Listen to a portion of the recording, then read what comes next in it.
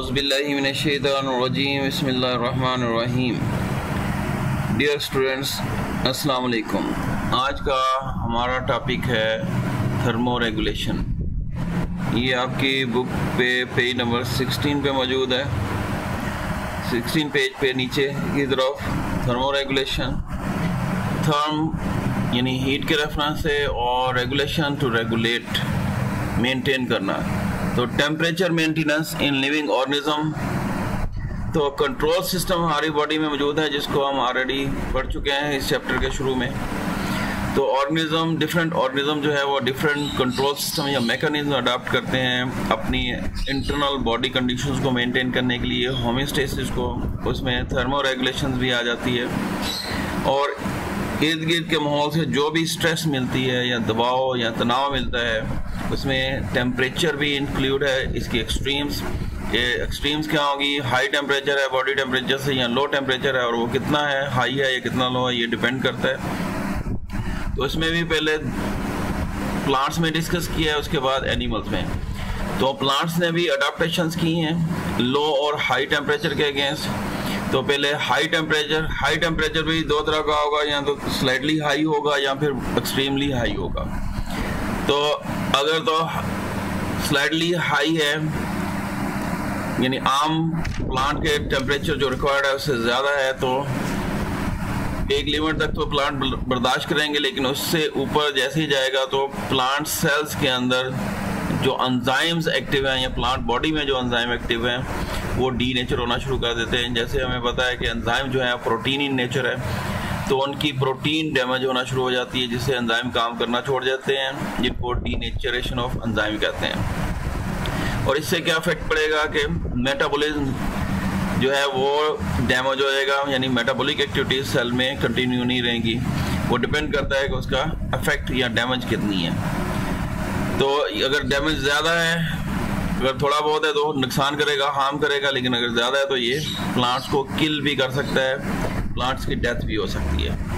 तो प्लांट्स क्या करते हैं इस सूरत हाल में? अगर पानी अवेलेबल है ज़मीन में तो ये एवापोरेटिव कूलिंग करते हैं, यानी अपनी ट्रांसपिरेशन रेट को बढ़ा देते हैं। इस तरह से हाई टेम्परेचर को मैनेज करते हैं, अपनी बॉडी को ठंडा रखते हैं। लेकिन अगर टेम्परेचर ज़्यादा है, बहुत ज़्यादा यानी हॉट है, और ऊपर से पानी भी अवेलेबल नहीं है, तो हम इसको कहते हैं हॉट एंड ड्राई वेदर है, यानी खुश्क साली है, पानी अवेलेबल नहीं है। तो ये बहुत ज़्यादा अफेक्ट करता है प्लांट पे, और पानी की कमी की वजह से ख़ास तौर पर, क्योंकि एवापोरेटिव कूलिंग नहीं हो सकती तो स्टोमेटा क्लोज करने पड़ेंगे प्लांट्स को। फिर भी एक्सट्रीम कंडीशन में जाके ये प्लांट्स की डेथ हो सकती है। तो इस तरह से प्लांट सफ़र करता है इस तरह की कंडीशन से। अब प्लांट्स ने अडॉप्ट किया है इसमें दो तरह की अडॉप्टेशन है। एक तो प्लांट ने अडॉप्ट किया है कि ये स्ट्रेस कंडीशन हाई टेम्परेचर, ये उन प्लांट्स जो हाई टेम्परेचर वाले रीजन में, गर्म इलाकों में पाए जाते हैं, तो उन्होंने अपने इस टेम्परेचर को, हाई टेम्परेचर को फेस करने के लिए जो कुछ अडॉप्टेशन अपनी बॉडी में की हैं। और ये स्ट्रेस में भी ये कितनी हो सकती है, 40 डिग्री सी या इससे ज़्यादा। जैसे हमारे इलाकों में जून जुलाई की गर्मी में ये मोर देन 50 भी चला जाता है, दोपहर के वक्त अबव जा सकता है इससे। तो इससे क्या होगा, प्लांट सेल जो है इन प्लांट्स में जो इन इलाकों में अडॉप्ट कर चुके हैं, अपने आप को रह रहे हैं, तो ये सिंथेसाइज करते हैं large quantities of special protein जिसको हीट शॉक प्रोटीन कहते हैं। ये प्रोटीन में एबिलिटी है कि ये हाई टेम्परेचर को फेस कर सकती है, बर्दाश्त कर सकती है। एक्चुअली यही हीट शॉक प्रोटीन जो है ये प्लांट सेल्स के अंदर जितने भी प्रोटीन इन नेचर स्ट्रक्चर्स हैं, इंक्लूडिंग इसकी सेल मेम्ब्रेन, और फिर इसके अंदर ऑर्गेनल्स के गिर्द जो मेम्ब्रेन हैं, इसके वैक्यूल्स के गिर्द मेम्ब्रेन हैं, एंजाइम्स हैं, इनको एम्ब्रेस कर लेती है। एम्ब्रेस मतलब इसके इर्द गिर्द ये इन प्रोटीन्स को कवर कर लेती है, जिससे बाहर वाली हीट इन पे असरअंदाज नहीं होती। तो these proteins embrace enzymes and other proteins, इस तरह से ये हेल्प करता है इनके डीनेचर होने से बचाने के लिए। ये तो हाई टेम्परेचर के रेफरेंस से हो गया, जिसमें दो अडॉप्टेशन है। एक तो एवेपोरेटिव कूलिंग, कि पानी को ट्रांसपायरेशन के ज़रिए से बॉडी से निकालते हैं और इसके बदले में ठंडक पैदा होती है जिसको एवापोरेटिव कूलिंग कहते हैं। दूसरा ये हीट शॉक प्रोटीन, ये हाई टेम्परेचर के रेफरेंस से हो गया। फिर लो टेम्परेचर में ये ठंडे इलाकों के प्लांट्स या ठंडे इलाके, यहाँ मौसम में तब्दीली आ गई है और उससे टेम्परेचर लो हो गया है, तो इसमें भी रहने के लिए प्लांट्स ने अडाप्टेशन की हैं। पहले इनकी डैमेज क्या होगी, तो लो टेम्परेचर में जो सेल की मेम्ब्रेन है ये लिपिड बाइलेयर है, यानी लिपिड्स मौजूद होते हैं और इनमें फ्लूइडिटी यानी लचक पाई जाती है। इससे आसानी से material inward and outward move करते हैं। लेकिन जैसे ही ठंड बढ़ेगी तो ये जो फैट्स हैं ये इनकी फ्लूइडिटी या लचक कम होती जाती है, जिसकी वजह से इनके अंदर और बाहर मटेरियल्स की मूवमेंट जो है उस पर अफेक्ट पड़ता है, सही तरह से मूव नहीं होते बल्कि लॉक हो जाते हैं। तो अब मेम्ब्रेन जो है ये आल्टर हो जाती है, इसकी फ्लूइडिटी लचक तब्दील हो जाती है और लिपिड्स मेम्ब्रेन क्योंकि लॉक हो जाते हैं, क्रिस्टलाइन स्ट्रक्चर्स इनके बीच में जो है लिपिड जो हैं वो क्रिस्टल्स की शक्ल अख्तियार कर लेते हैं और इस तरह से जो ट्रांसपोर्ट ऑफ मटेरियल या कोई भी solutes inward and outward cell है ये इफेक्ट करती है। अब ये स्ट्रक्चर मेम्ब्रेन जो है वो इसके अंदर जो प्रोटीन मौजूद है ये भी इफेक्ट करती है। ज़्यादातर जो है वो लिपिड बाइलेयर है, यानी लिपिड्स भी है लेकिन प्रोटीन की परसेंटेज ज़्यादा होती है, तो प्रोटीन भी उसकी नेचर भी तब्दील हो जाती है लो टेम्परेचर में। अब प्लांट्स क्या करते हैं, इस कोल्ड स्ट्रेस को, इस तनाव को, ठंड के तनाव को ये रिस्पॉन्ड करते हैं by increasing proportion of unsaturated fatty acid, यानी जो सेल के इर्द गिर्द मेम्ब्रेन है इसके अंदर जो फैट्स हैं ये सैचुरेटेड से अनसैचुरेटेड, क्योंकि दो तरह के फैट्स हैं, पहले ये सैचुरेटेड ज़्यादा पाए जाएंगे, इनको रिप्लेस कर देंगे, अनसैचुरेटेड हो जाएगा। अनसैचुरेटेड का फ़ायदा ये होता है कि कोल्ड का इफेक्ट या ठंड का इफेक्ट इन पे कम पड़ता है, इस वजह से ये क्रिस्टलाइन फॉर्म में नहीं होते हैं और मटेरियल की मूवमेंट इनवर्ड एंड आउटवर्ड जारी रहती है। इस तरह से इन्होंने अडॉप्ट किया ठंडे इलाकों को।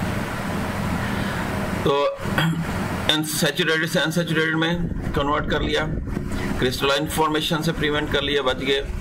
और ये अडाप्टेशन के लिए क्या टाइम रिक्वायर्ड होता है, अगर एकदम से चेंज आएगी फिर तो ये प्लांट्स नहीं कर सकते, अल्टीमेटली उनकी डेथ हो जाती है। लेकिन अगर स्लो इंक्रीज या डिक्रीज इन टेम्परेचर होता है प्लांट इसको अडॉप्ट कर लेते हैं। यहाँ पे लो टेम्परेचर है, डिक्रीज इन टेम्परेचर, अगर ये ग्रेजुअल होगा तो प्लांट्स इसको रिप्लेस कर लेंगे। लेकिन रैपिड चिलिंग में यानी एकदम से ठंड आने से, लो टेम्परेचर होने से प्लांट्स ये स्ट्रेस को बर्दाश्त नहीं कर सकते, डेथ हो सकती है। लेकिन ग्रेजुअल ड्रॉप अगर होगा तो ये अपने अंदर ये चेंजेस कर सकते हैं। एक तो ये अडॉप्टेशन होगी। दूसरा फ्रीजिंग टेम्परेचर, यानी बहुत ही कम टेम्परेचर जिसमें प्लांट्स के अंदर मौजूद पानी भी फ्रीज कर जाए यानी जम जाए।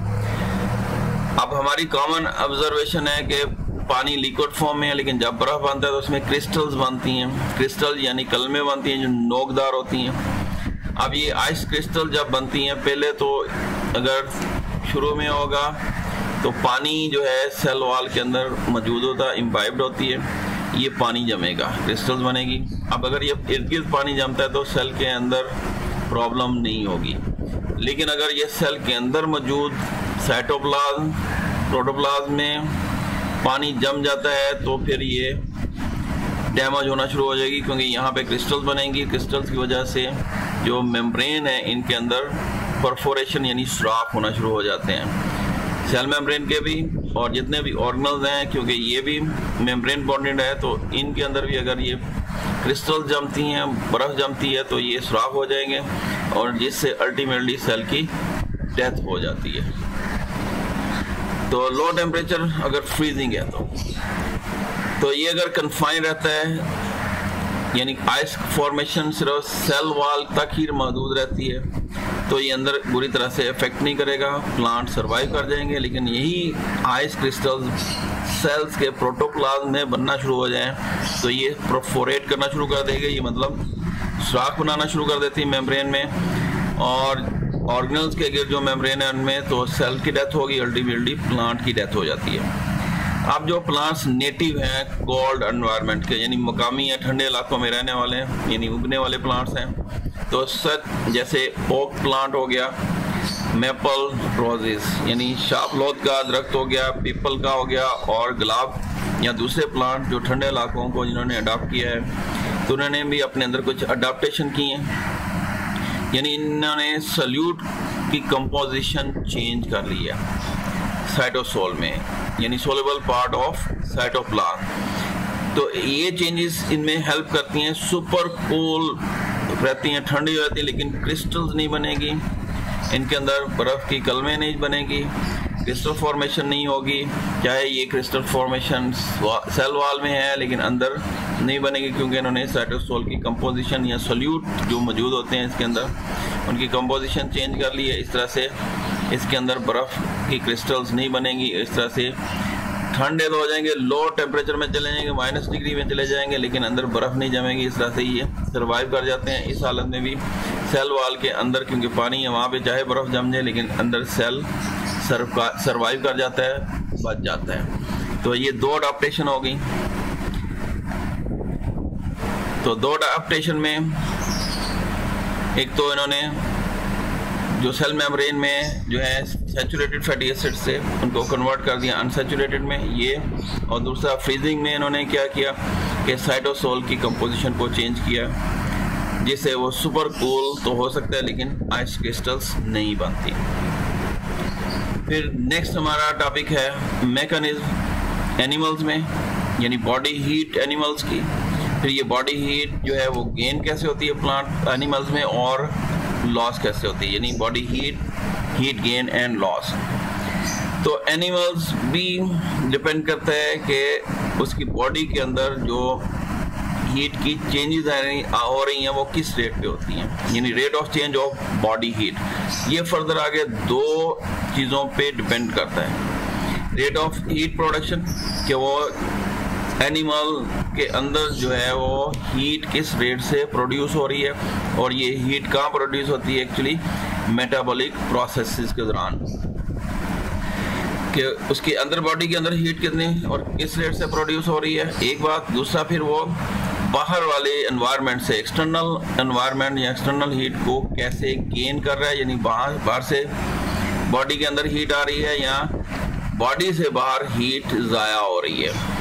तो ये बॉडी के अंदर जो चेंजेस आ रही हैं हीट की वो किस रेट पे, ये दो चीज़ों पे डिपेंड करती हैं कि बॉडी के अंदर हीट कितनी प्रोड्यूस हो रही है और बॉडी से बाहर एनवायरनमेंट से बॉडी कितनी अब्जॉर्ब कर रही है या लॉस कर रही है।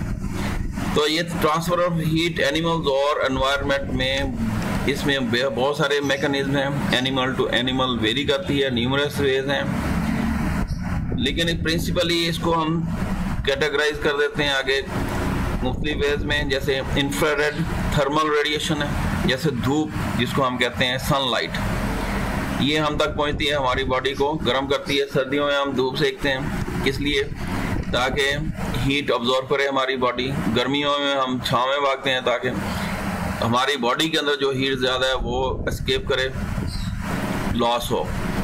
तो ये डायरेक्ट भी हो सकती है, यानी डायरेक्ट एनिमल जो है वो रिसीव कर रहा है थर्मल रेडिएशन, या रिफ्लेक्ट होके, यानी हम किसी बरामदे वगैरह में बैठे हुए हैं तो रिफ्लेक्ट होके हम तक पहुंच रही है। तो दोनों सूरतों में ये सनलाइट हमारी बॉडी हीट को इंक्रीज करेगी, यानी ये ट्रांसफ़र कर रही है हीट को इनटू द एनिमल्स। जबकि रेडिएशन और एवोपरेशन हीट आउट, यानी हमारी बॉडी से भी रेडिएट होकर निकलती है, और जब पसीना आता है एवोपरेशन से भी हमारी बॉडी से हीट जो है इर्द गिर्द की एनवायरनमेंट में लॉस करती है। ये हो गया इंट्रोडक्टरी।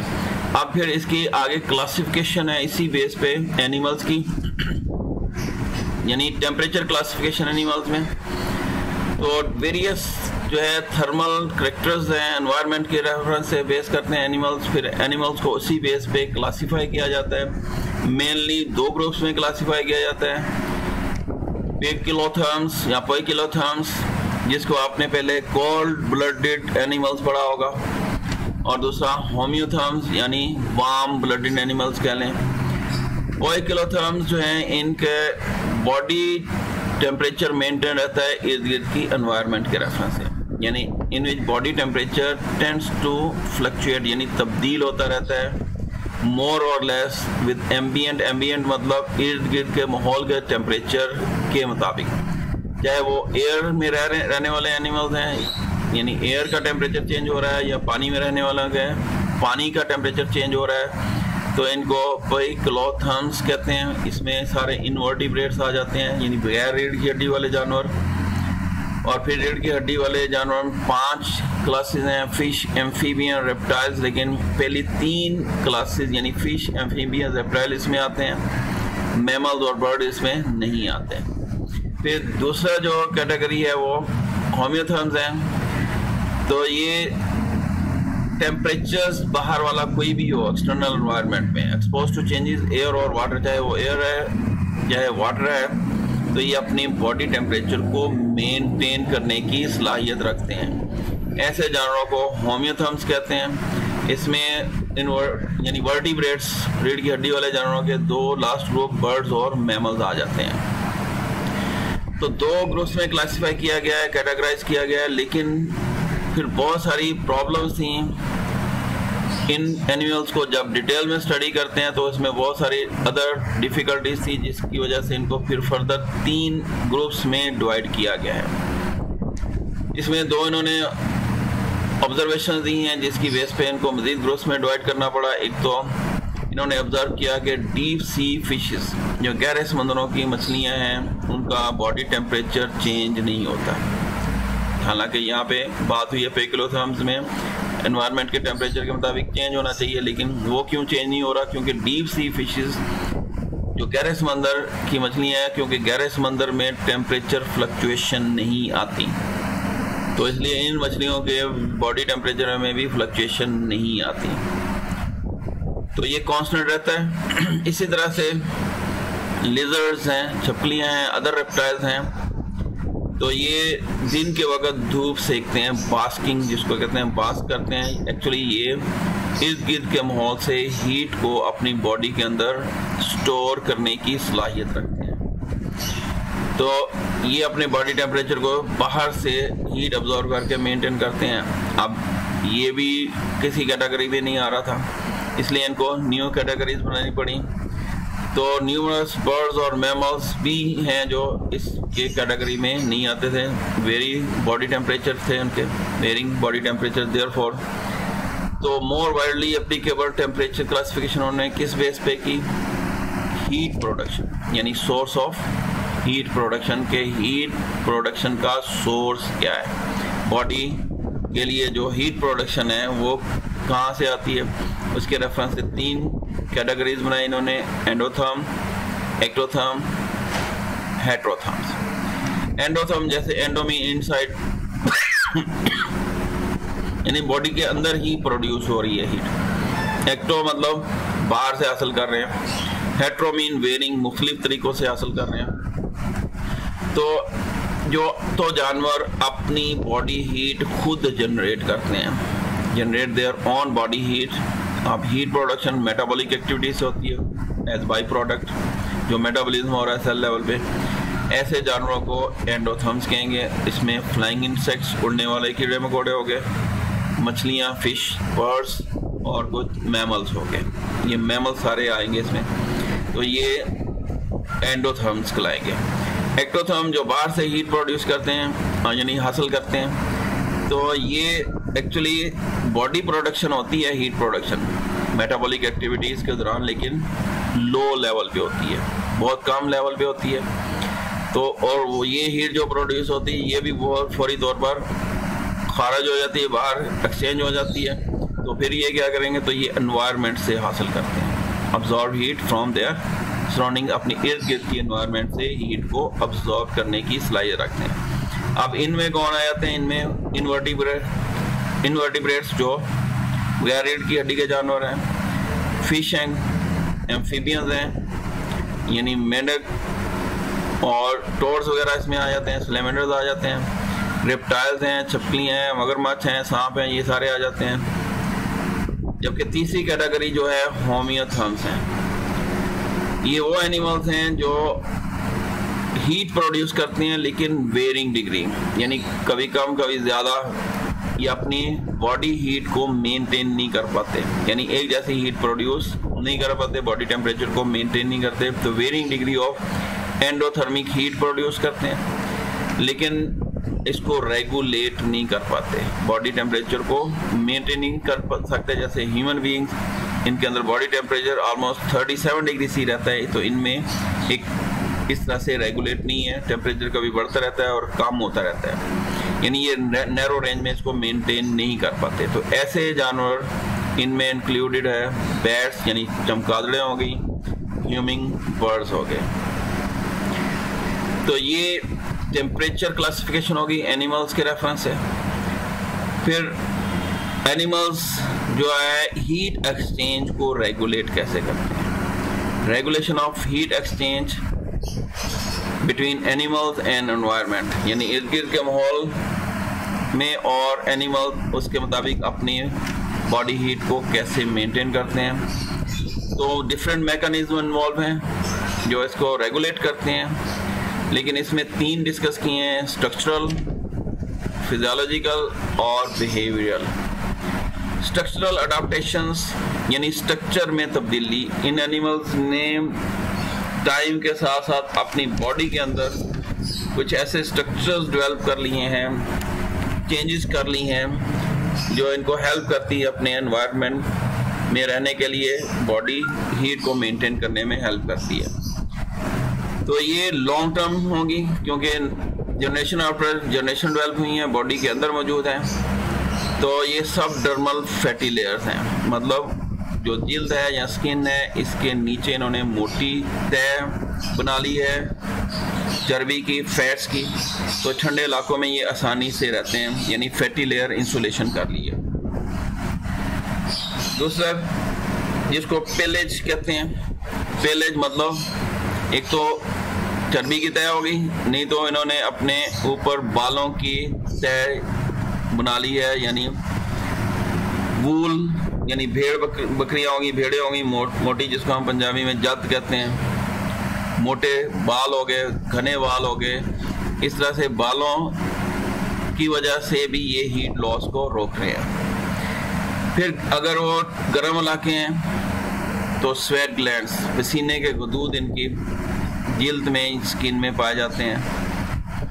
या फिर लंग्स, फेफड़े जो हैं वो जो बॉडी की ज़ायद हीट है उसको खारिज करने में इन्वॉल्व हैं, तो ये डॉग्स में पाया जाता है, कुत्तों में। तो इनके लंग्स जो हैं, बॉडी हीट जो है लंग्स तक जाती है, वहाँ से फिर ये जो है स्वेट यानी जो थूक है, या इसकी स्वेटिंग जो है कुत्ते की स्किन पे नहीं होती, उसको पसीना स्किन पे नहीं आता, उसकी ज़ुबान पे आता है, इसलिए ये गर्मियों में अपनी ज़ुबान बाहर निकाल के सांस लेते हैं। एक्चुअली ये हीट लॉस कर रहे होते हैं बॉडी की, इसको नाम देते हैं पेंटिंग।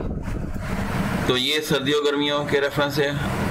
अडाप्टेशन होगी स्ट्रक्चरल अडाप्टेशन, फिर बिहेवियरल अडाप्टेशन है, लेकिन यहाँ पे एक मिसिंग है फिजियोलॉजिकल अडाप्टेशन, यानी फिजिकली वो कैसे चेंजेस किए हैं। तो गर्मियों में जो फिजिकल चेंज आती है इन एनिमल्स में, इनका ब्लड फ्लो जो है वो स्किन के करीब आ जाता है, यानी स्किन के या जिल्द के नीचे जो ब्लड वेसल्स हैं वहाँ पे खून का बहाव बढ़ जाता है। तो बॉडी की जो ज़ायद हीट है वो फिर इस ब्लड के ज़रिए से स्किन तक लेके आते हैं और स्किन से फिर इसको बाहर डिसिपेट कर दिया जाता है, खारिज कर दिया जाता है। ये तो गर्मियों में हो गया।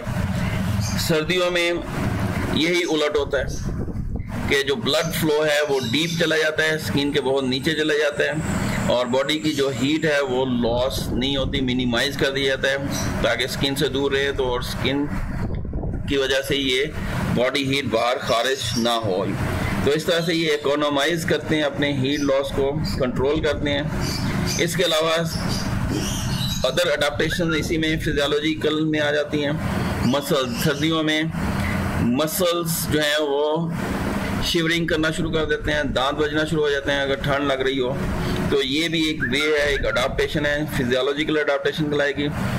परिंदों में ही आप देखेंगे कि ये परिंदे ठंड लग रही होगी तो अपने पर फड़फड़ाते हैं, जिसको प्लमेज फ्लफिंग कहा जाता है। तो इस तरह से मसल्स की मूवमेंट से मेटाबॉलिक एक्टिविटीज़ बढ़ती हैं और हीट प्रोडक्शन बढ़ती है और इस तरह से ठंड लगना कम हो जाता है। तो ये सर्दियों में हो गया। इस तरह से गर्मियों में क्या होता है, स्वेट ग्लैंड एक्टिव हो जाते हैं, पसीने के गुदूद, पसीना ज़्यादा आएगा। पसीना आने से जिस्म पर जो है एवापोरेशन होगी पानी की वजह से और कूलिंग इफेक्ट पड़ता है और ठंडक होती है, क्योंकि ये पानी जो यहाँ पसीने की शक्ल में बॉडी से एवापोरेट करता है तो बॉडी की हीट को लेकर लॉस कर जाता है, निकल जाता है और पीछे ठंडक छोड़ता है। इसको एवापोरेटिंग कूलिंग कहते हैं, एवापोरेटिव कूलिंग। फिर तीसरा है बिहेवियरल अडाप्टेशन, बिहेवियर में, रवैये में तब्दीली। अब ये क्या करते हैं, एनिमल्स मूव कर जाते हैं उस एनवायरनमेंट में जहाँ पे उनके बॉडी टेम्परेचर और इर्द गिर्द की एनवायरनमेंट का टेम्परेचर में डिफरेंस मिनिमम हो।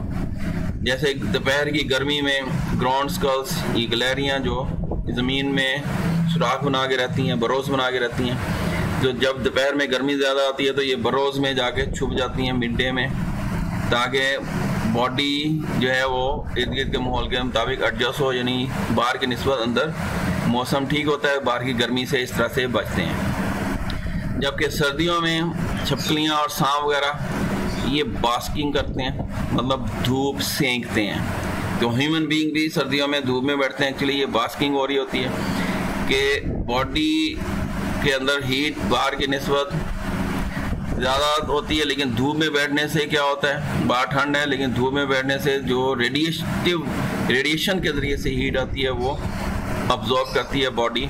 इस तरह से सनलाइट के ज़रिए से हीट को गेन किया जाता है, जिसको बास्किंग कहा जाता है। तो ये काम लिजर्ड्स भी करती हैं। फिर एनिमल्स कंट्रोल करते हैं अमाउंट ऑफ हीट अब्जॉर्ब्स, कैसे, अमाउंट ऑफ सरफेस एरिया, इस तरह से, यानी जिधर ठंड लग रही है अगर वो वाला बॉडी पार्ट जो है सनलाइट की तरफ करेंगे तो हीट अब्जॉर्ब होगी।